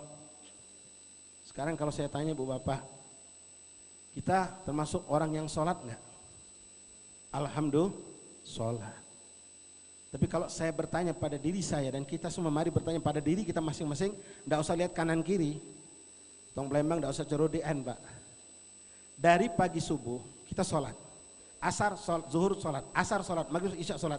Dari subuh sampai detik ini, apakah kita sudah terlepas dari perbuatan keji dan mungkar? Sudahkah mata ini selamat dari maksiat? Sudahkah lidah selamat dari kata-kata kotor, dusta dan ghibah dan namimah? Sudahkah telinga selamat dari mendengar yang diharamkan Allah? Sudahkah pikiran kotor selepas dari kita? Sudahkah hati kita selamat dari riya, hasud, dengki, suudzon? Ternyata maaf Pak, pulang dari masjid subuh tadi, kebetulan berdiri di depan masjid lagi ngobrol, ada perempuan lewat naik motor, terbuka auratnya, muter kepalanya Pak. Padahal baru keluar dari masjid, baru sholat. Bahkan lebih parah keadaannya ibu masih di masjid Bu, udah menghibah. Kebetulan lihat ada satu ibu-ibu sholat udah seminggu mengkena nggak ganti-ganti, dihibah sama yang di belakang. Kulihat ibu depan ini kayaknya udah seminggu nggak ganti-ganti mengkena, apa nggak bau ya? Ya Allah, kau ini masih di masjid, baru selesai sholat, udah menghibah. Lebih lagi sekarang, wah kalau udah cerita masalah pemilu, wah habis. Ya entah Prabowo, entah Pak Jokowi yang dihabisi, entah Mbak Anies atau Ginanjar. Wah ikut menghibah. Ketemu beliau kapan mau minta maaf? Jangan gampang ikut-ikut menceritakan keburukan-keburukan orang yang paling sulit untuk kita dapatkan maaf mereka. Sulitnya apa? Jaraknya Pak. Bu Bapak hadirin rahimakumullah. Nah, kenapa sholat kita sholat tapi kita belum tercegah dari perbuatan keji dan mungkar? Ini yang perlu kita perhatikan. Gak usah jauh-jauh, anak kita aja lihat. Kita alhamdulillah sholat rajin, anak kita pun sholat rajin. Tapi saya tahu benar anak saya ini Beb masih suka bohong. Dia pedagang di pasar. Saya pernah mampir ke pasar, ternyata dia banyak menipu dalam dagangannya. Istri saya Beb rajin sholat, tapi kalau lihat tetangga sebelah dapat nikmat paling gelisah. Hasutnya luar biasa, dengkinya luar biasa, dan dia pendendam. Kalau orang berbuat salah minta maaf nggak dimaafin, padahal dia lebih parah lagi Beb, imam masjid kami Beb sama muadzin Beb udah setahun setengah nggak teguran, padahal satu ngebang, satu ngimamin sholat, tapi Ghatirur Rahim. Ini gimana? Sholat kita sholat tapi maksiat tetap ya. Bahkan kita sering Pak dengar cerita yang dianggap cerita lucu, sebetulnya ini menyedihkan. Si Udin pergi ke masjid pakai sendal jepit, pulang dari masjid nukar sendal kulit. Kok bisa habis sholat nyuri, habis sholat maling, sholat berjamaah Nanti bulan Ramadan ya, apalagi nih Pak. Hati-hati Pak, Bu. Mungkin masjid kita bakal mendatangkan banyak imam dari luar. Ya, qori dari luar. Itu biasanya jamaah paling senang ngebandingkan. Wah, Ustadz yang malam ini capek sholatnya pelan. Bacaan juga enggak asik. Yang semalam tuh pakem. Aku enggak ngantuk kalau yang semalam. Ghibah ini hukumnya Pak. Di masjid lagi. Habis sholat lagi. Na'udzubillah. Bu Bapak hadirin rahimakumullah. Sekarang menjadi pertanyaan, kenapa kok sholat kita bahkan sholat kita banyak. 5 waktu berjamaah, Qobliyah Ba'diyah kita lakukan, sholat duha kita nggak pernah lepas, witir kita jalankan, bahkan qiyamul lail kita pun pelakonnya. Tapi maksiat, goti'ir rahim, kibir, sombong, macam-macam penyakit kita. Apalagi anak-anak muda Pak, godaan syahwat yang luar biasa, masih tetap jalan. Maka jawabnya Bu Bapak, nggak ada jawaban yang lain kecuali menunjukkan inilah keadaan kita, sholat kita belum baik, sholat kita belum benar. Maka di sini saya wasiatkan kepada kita semua, mudah-mudahan masjid yang begitu indah, begitu luas, berkah ini dengan jerih payah diusahakan oleh bapak-bapak sekalian bisa dimakmurkan dengan majelis taklim. Belajar Pak, belajar ilmu fikih terutama yang paling penting. Ibu-ibu mau latihan rebana boleh, mau belajar tajwid bagus, mau belajar apalagi boleh. Tapi perhatikan Bu, udah paham belum tentang urusan mandi wajib? Udah paham belum tentang urusan wudhu yang sah dan yang tidak sah? Kita pun sama Pak. Ini kenyataan. Kadang-kadang orang zaman sekarang sholat, ibadah apapun yang penting ikhlas. Yang penting lillahi ta'ala. Ini kejadian sering saya sampaikan. Ada bos di kantor, habis rapat barangkali begitulah, masuk waktu sholat isoma Pak, istirahat sholat makan. Jadi mereka memilih sholat dulu baru makan, cakep. Pas sholat kebetulan sang bos ini Pak ngambil wudhu berdampingan dengan karyawannya. Bos ini pakai baju kayak saya nih, lengan panjang. Jadi dia gulung sampai ke sikut ditarik sedikit sama dia. Sampingnya anak majelis yang suka ke majelis, tahu ilmu, paham fikih. Begitu dia nggak sengaja ngelihat bos ini ketika wudhu Pak, mungkin karena takut bajunya basah, jadi nggak sampai ke sikut, sampai di sini, sikutnya nggak basah. Kan secara hukum nggak sah wudhunya. Maka ditegur dengan cara yang indah yang baik oleh karyawan tadi Pak. Bapak minta maaf Pak. Kenapa? Minta maaf Pak ya, wudhunya Bapak kayaknya nggak sempurna. Loh emang kenapa? Ya kalau nggak sempurna nanti sholatnya nggak sah Pak. Emang nggak sempurnanya kenapa? Itu Bapak tadi waktu nyuci tangan nggak sampai sikut. Pas dijelaskan Pak, ini sila kadang-kadang maaf kita punya levelan lebih tinggi, dinasihati sama orang lebih rendah, sulit nerima. Apa Bapak itu bilang? Wah ribet banget deh. Yang penting ibadah itu lillahi ta'ala. Wah repot Pak, kalau ilmunya yang penting lillahi ta'ala. Apa fungsi Rasul, apa fungsi sahabat, apa fungsi ulama? Mereka datang mengajarkan kepada kita cara sholat. Sallu kama ra'aitumuni usolli.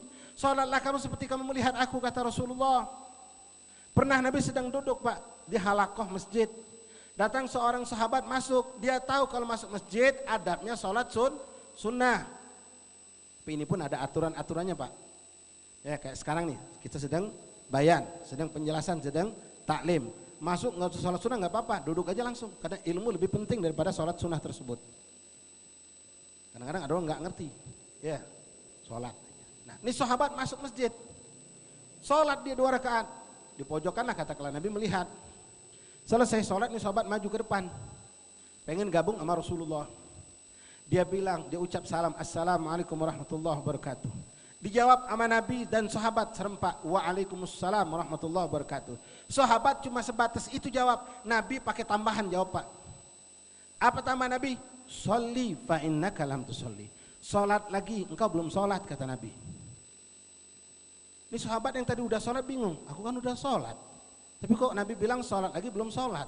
Karena Nabi yang nyuruh sholat lagi Pak. Selesai sholat maju lagi ngucap salam lagi, dijawab dengan hal yang sama. Sampai 3 kali kejadian itu. Setelah 3 kali kejadian dia pun menyadari, ini pasti sholatku nggak beres.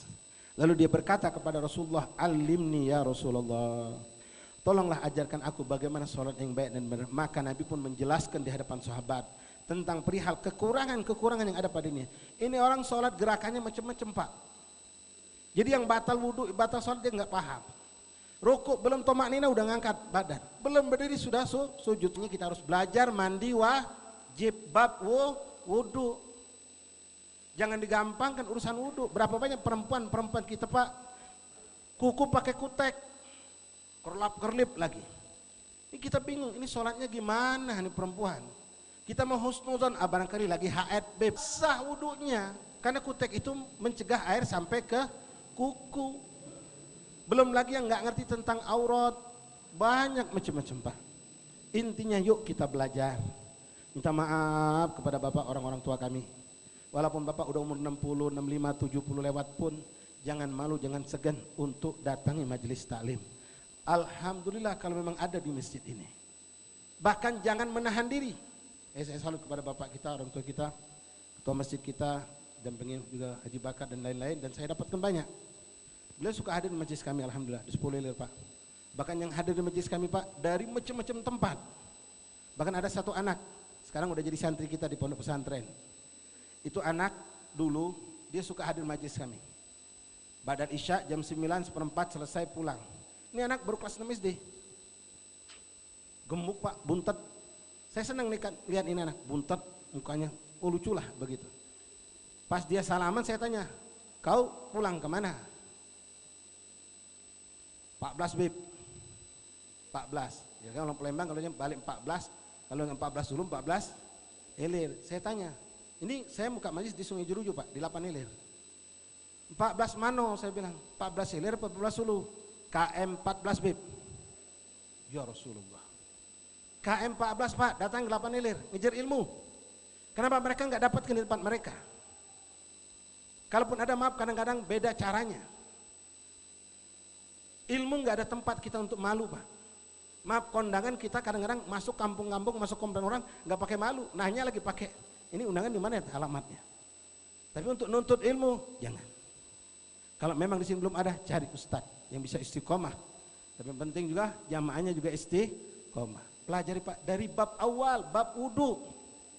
Bab wudhu, baca Fatihah yang benar gimana? Kalau sholat kita nggak benar, wajar kita nggak jadi orang benar. Contoh, saya kasihkan contoh beberapa saja Pak.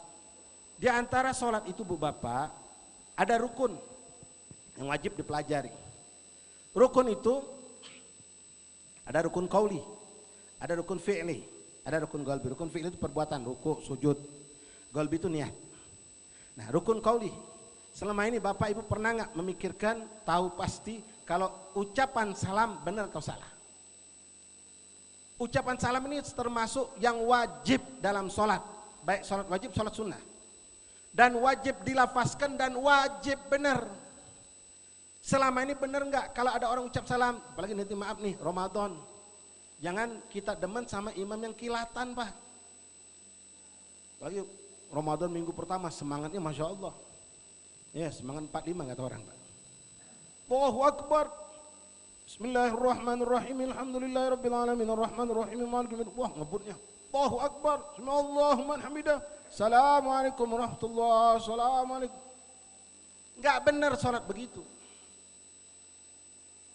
Ucapan salam contoh. Kalau diucapkan assalamualaikum warahmatullahi, assalamualaikum, sinnya enggak ada sabdu, lewat itu Pak. Enggak sah salat. Ada alif, jangan dibuang. Kadang-kadang orang apalagi tarawih itu Pak, assalamualaikum warahmatullahi, assalamualaikum. Salah bukan salam. Satu lagi yang paling sering kita lalaikan. Pernahkah Bapak Ibu selama ini meyakinkan yang diucapkan ketika ucapan assalamu alaikum dengan ain atau dengan alif? Assalamu alaikum. Alaikum, salah, bukan alif. Assalamu ain Pak. Pastikan ini. Kalau salah pelapasan, ain dibaca alif, udah kayak kapal udah ngarungi samudra, 7 samudra sampai di pelabuhan Karam. Tenggelam. Betul kan?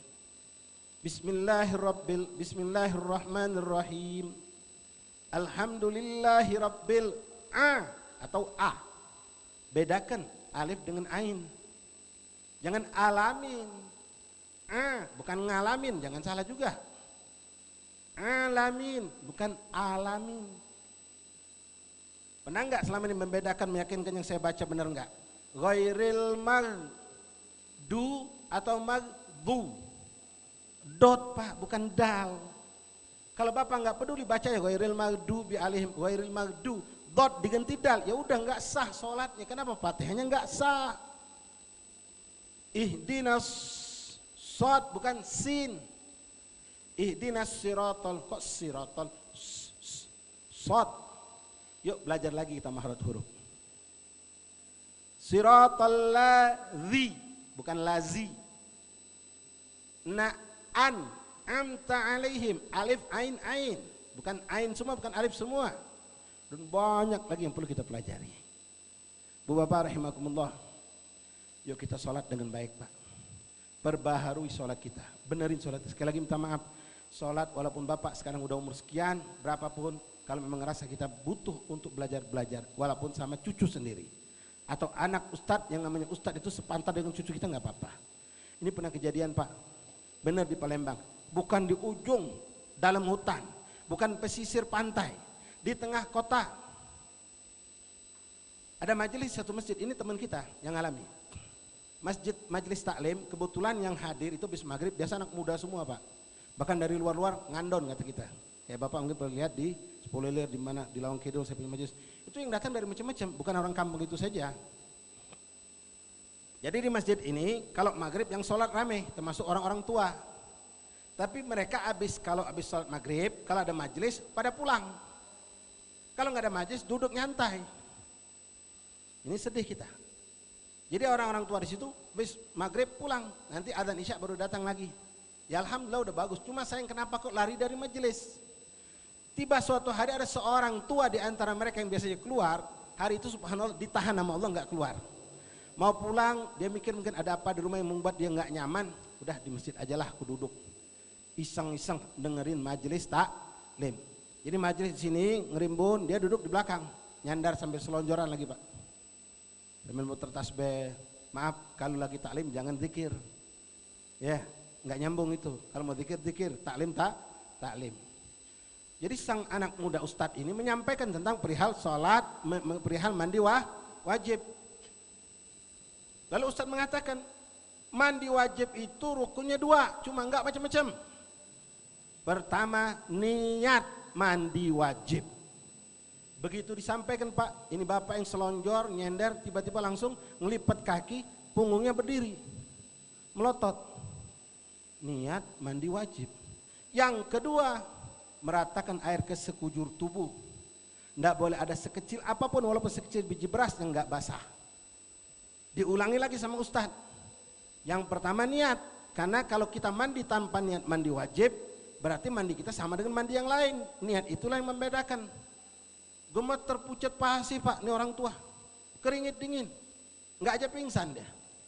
Selesai sholat isya, dia hampir itu anak disepikan Pak, dipanggil, Ustaz sini, kenapa Pak? Aku nak mesti kena bertanya sama kau. Yang kau sampai ke tadi tentang mandi wajib, uji kau, syarat mandi wajib itu rukunnya itu harus niat mandi wajib. Iya Pak, memang benar. Kalau kita tidak niat ke, berarti mandi kita sama dengan mandi yang lain. Jadi kalau tidak pakai niat, mana hukumnya? Ya tidak sah. Berlinang air matanya Pak. Ya Allah, jadi selama ini aku nih mak mano cerita sholat aku. Mak mano cerita ini. Aku nih selama ini baru tahu malam inilah kalau mandi wajib harus pakai niat. Udah punya cucu Pak. Allah milih dia untuk dapat hidayah. Ketika orang-orang pulang dia nggak mau pulang. Dapat ilmu nggak sengaja, bukan sengaja nuntut ilmu, karena Allah cinta, alhamdulillah diselamatkan. Baru sekarang aku tahu kalau mandi wajib pakai niat, udah punya cucu. Gimana hukum sholatnya selama ini Pak? Enggak sah secara hukum. Walaupun boleh jadi Allah memaafkan, tapi maaf kebodohan yang seperti ini nggak bisa dimaafkan Pak. Yang boleh dimaafkan kalau orang nggak tahu kan nggak dosa. Yang benar begitu Pak, memang benar. Kalau orang nggak tahu nggak dosa. Itu untuk orang yang baru masuk Islam. Atau orang itu tinggal di kejauhan tempat yang tidak mampu dia mendatangi ulama, ulama tidak mampu mendatangi dia. Sehingga dia nggak tahu syariat Allah. Karena baru masuk Islam nggak paham. Itu yang namanya nggak tahu nggak Tapi kalau kita Masya Allah nggak ada di kampung kita, ngandon ketemu Lembang Pak. Cari di mana majelis di mana. Yang penting kita yakin ini madhab Syafi'i karena kita Syafi'i. Kalau itu bahasan fikih. Kemudian akidah ahli sunnah wal jamaah, jangan melenceng. Bu bapak rahimakumullah, orang meninggalkan sholat begitu banyak. Yuk kita pertama camkan pada kita tidak akan pernah meninggalkan sholat sepanjang hidup kita. Walaupun aku sakit, walaupun sakit di rumah sakit nggak ngadep kiblat, tetap wajib sholat. Walaupun aurat sebagian terbuka, tetap wajib sholat. Pakai kateter beb, nyambung kencing ini najis kan? Najis bener, tetap sholat. Nggak pernah lepas selagi akal masih nyambung. Tinggal kalau Allah takdirkan kita sehat, kita godok salat yang kita lewatkan tersebut. Ma'asyar ikhwan rahimani rahimakumullah. Kemudian yang kita sedih Pak, ini realita kehidupan yang perlu kita rubah. Banyak orang meninggalkan salat gara-gara pekerjaan. Termasuk maaf yang perlu kita saling ingatkan karena kesian mereka ini Pak. Kelompok orang-orang yang ekonomi rendah, ekonomi lemah, tapi mereka pun bakalan miskin di akhirat. Orang yang kerja jadi tukang bangunan. Kita ngambil orang untuk persiapan Ramadan, nanti lebaran, renov rumah, gedein rumah. Tukang itu kebanyakan gak sholat Pak. Bahkan menyedihkan yang bangun masjid. Mereka bangun musola, mereka bangun pesantren. Tapi kalau sholat disuruh, gak sholat mereka. Dipaksa baru mau sholat, itu pun kadang-kadang lari-lari.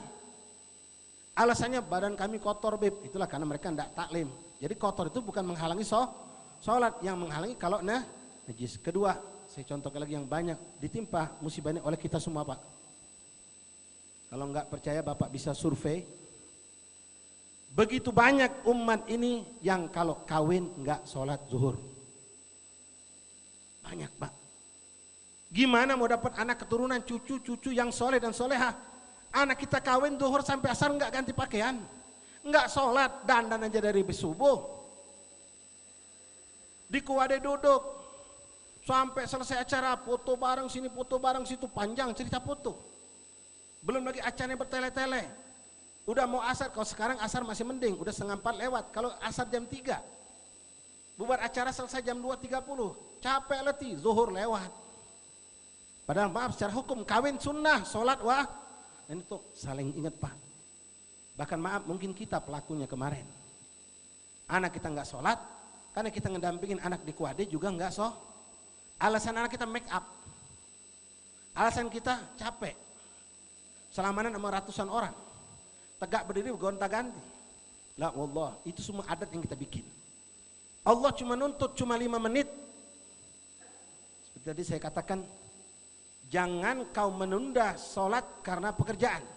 Tapi tunda pekerjaan itu untuk sholat. Nggak ada istilah, nggak apa-apa dimaaf kalau kita lagi sholat, lagi kawinan, enggak. Ada lagi yang ngajarin dijamak aja sama asar. Dari mana dalilnya? Ini mengerikan Pak. Kalau Bapak nggak percaya, tanya orang yang berkawin minggu kemarin. Atau dalam 1 bulan ini. Iseng aja tanya kalau kita ngerasa dekat. Cuma pengen tahu memastikan Habib cerita semalam benar apa enggak. Kau kan kawin minggu lalu. Aku mau nanya, waktu kau resepsi di gedung atau di rumahmu, kau sama istrimu sholat enggak? Kalau Bapak bisa dapat 10, saya bisa pastikan insya Allah minimal 8 dari 10 enggak sholat. Ini musibah. Ninggalkan sholat sekali seumur hidup bakal celaka di akhirat. Gara-gara kawin kita nggak sholat. Gimana bakal dapat anak keturunan yang soleh dan soleha. Terakhir pesan saya buat kita semua Pak. Yang menjadikan sholat itu bisa mencegah kita dari perbuatan keji dan mungkar. Pertama, sholatlah dengan ilmu. Ibadahlah, apapun ibadah itu. Pakai ilmu. Kedua, bab ikhlas tadi benar. Lillahi ta'ala, yang penting lillahi ta'ala benar. Tapi ilmu juga penting, nggak bisa lillahi ta'ala tanpa ilmu, nggak bisa ilmu tanpa lillahi ta'ala. Kemudian yang penting juga Bu Bapak hadirin rahimakumullah, pastikan yang kita pakai dalam ibadah sholat adalah dari rizki yang halal. Kalau baju, pakaian, mengkena sarung, baju koko, gamis, peci yang kita beli dari duit haram, maka jangan berharap Allah akan menerima sholat kita, Pak. Bukan saya yang ngomong, tapi Rasulullah. Rasul mengatakan ada seorang yang sholat menggunakan pakaian yang dia beli dengan harga 10 dirham, Pak. Bu, 10 dirham uangnya dia beli pakaian untuk sholat, tapi dari 10 tersebut kata Rasulullah bercampur 1 dari duit haram. Lam yatakabbalallah sholatahu. Allah tidak terima sholat hamba tersebut. Bagaimana kalau semuanya dari yang haram? Ini kita nangis, Pak, wallah nangis, sedih banget. Gara-gara pemilu berapa ribu manusia makan duit haram. Ar-rasi wal murtasi finnar, hati-hati. Yang nyogok, yang nerima sogokan, kedua-duanya masuk neraka. Udah jadi adat seakan-akan. Bahkan dianggap hal yang lumrah. Bahkan menyedihkan ini kejadian pada anak majelis kita, Pak. Karena kita sering ulangi terus masalah ini haram, haram, haram. Nerima sogokan haram. Datang RT. Sono, Pak, tempatnya bukan di sini. Bawa amplop, ngasih duit ke anak majelis kita. Memang anak majelis kita orang nggak mampu, Pak. Dia terdaftar di catatan RT orang yang menerima bantuan pemerintah. Dikasih duit, dikasih pilihan. Nambahlah duit nih, kau pilih uang ini. Wah, aku udah galak, Pak RT. Ay, kau ini petakuan pulo. Mbaklah duit lumayan ini nih. Dikasih jatah orang nempak 1.200.000. Takuan pulo, kau ini uang miskin. Ya tapi Pak, Haji Habib tidak boleh, haram. Bukan Haji Habib, maaf Pak, kata Rasulullah, kata Allah. Nah kau nih, ya sudah, kalau kau dah ngembek, ku coret nama kau dari daftar penerima ban. Sampai diintimidasi begitu, Pak. Dipaksa nerima duit haram. Yang mengeluarkan duit haram masuk neraka, yang nerima masuk neraka, yang jadi wasilah pun sama, bakal masuk neraka. Ingat Bu Bapak, Rasul berkata, man akalal halal auta jawarihu sya'am abah. Orang yang makan halal pasti dia akan taat kepada Allah, mau ndak mau, walaupun lingkungan bejat. Tapi kalau dia makan dari yang halal. Waman akalal haram, siapa makan dari yang haram, asad jawarihu sya'am abah, dia akan bermaksiat kepada Allah, mau ndak mau, walaupun lingkungannya orang-orang baik. Ingat, sholat kita nggak diterima Allah, Pak. Kalau seandainya dari uang 10 dirham tercampur 1 dirham saja tidak diterima Allah, bagaimana orang yang membeli pakaian sholat dari duit haram? Na'udzubillah min dalik. Ibadah haji, bangun masjid, bangun musola, apalah infak kita nggak bakal diterima Allah. Mudah-mudahan Allah Subhanahu Wa Taala memberkahi perkumpulan kita malam hari ini. Di masjid dijadikan makmur insyaallah dengan taat, dengan ibadah, dengan majelis taklim. Dan mudah-mudahan orang-orang yang ikut membangun ini masjid dengan apapun bantuan mereka berikan, diberikan ganjaran yang sebesar-besarnya di sisi Allah. Kita yang hadir pada malam ini menjadikan ini masjid saksi kita di hadapan Allah insyaallah taala. Allah berikan ilmu kepada kita dalam beribadah, dan Allah berikan rezeki yang halalan thayyibah untuk kita beribadah. Dan mudah-mudahan insyaallah kita pun mampu mengajak saudara kita yang belum salat untuk salat, yang sudah salat tapi tidak baik kita ajarkan untuk menjadi salat yang baik, yang belum berjamaah belum diajak untuk bisa berjamaah. Amin Allahumma amin ya rabbal alamin. Astaghfirullahaladzim. Bismillahirrahmanirrahim. Alhamdulillahirabbil alamin. Allahumma salli wa sallim wa barik wa karim ala sayyidina Muhammad wa ala ali sayyidina Muhammad. Iftahi babi rahmatillah adada ma fi ilmillah, salatan wa salaman daiman bidawmin killah wa ala alihi wa sahbihi wa man walah. Allahumma ij'al jam'ana hadha jam'an marhumah wa tafarruqana min ba'dihi tafarruqan ma'sumah wa la taj'al fina wa la ahad minna an babika mahruman aw matrudah. Allahumma ij'alna wa haula ikhwana akhwat ya rabbana min alladhina yastami'una al-qawla fi tabi'una ahsanah. Allahumma hdina bihudak waj'alna mimman yusari'u fi ridhak wa la tuwallina waliyan siwak wa la taj'alna mimman khalafa amraka wa 'asak. Allahumma inna nas'aluka bihaqqi Isra wal Mi'raj Nabi Muhammad sallallahu alaihi wasallam, dengan keberkahan Makkahul Mukarramah, dengan keberkahan Madinatul Munawwarah, dengan keberkahan Baitul Maqdis Masjidil Aqsa. Bantu dan selamatkanlah saudara kami yang ada di Palestina ya Allah. Mereka yang ada di Gaza dan sekitarnya ya Allah, selamatkan mereka. Kalau kau takdirkan mereka meninggal di tangan mereka orang-orang kafir, musuh-musuh ya Allah, jadikanlah mereka para syuhada. dan terimalah mereka di sisimu di tempat yang tinggi ya Allah. Yang masih kau berikan hidup, berikan kesabaran untuk mereka dan berikanlah pertolongan perjuangan mereka yang berjihad di jalanmu ya Allah. Allah singkirkanlah orang-orang kafir Yahudi dan semua musuh-musuh Islam ya Allah.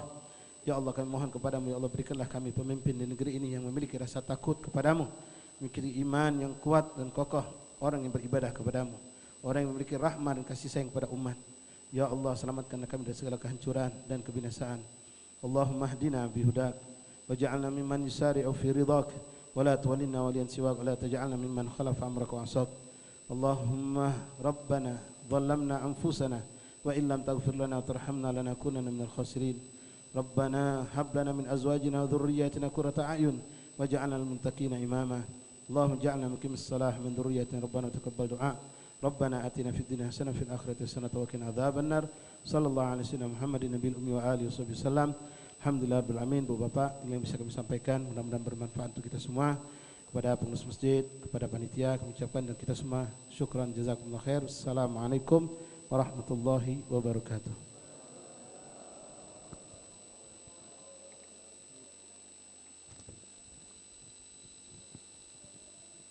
Terima kasih kepada Bapak Al-Habib Muhammad Sukri bin Ali Sahab. Ada satu kesimpulan kami dari pembawa acara. Ke depan marilah senantiasa kita meningkatkan kualitas sholat kita masing-masing, sehingga kita dapat meningkatkan keimanan dan ketakwaan kita kepada Allah Subhanahu wa Ta'ala. Amin ya Rabbal Alamin. Sebelum kami tutup, kepada jamaah sekalian, jangan pulang dulu, kita lanjutkan dulu dengan acara ramah tamah. Kepada remaja masjid, kami silahkan untuk melaksanakan tugasnya. Hadirin hadirat yang dimuliakan Allah, dengan berakhirnya ceramah tadi dan ditutup dengan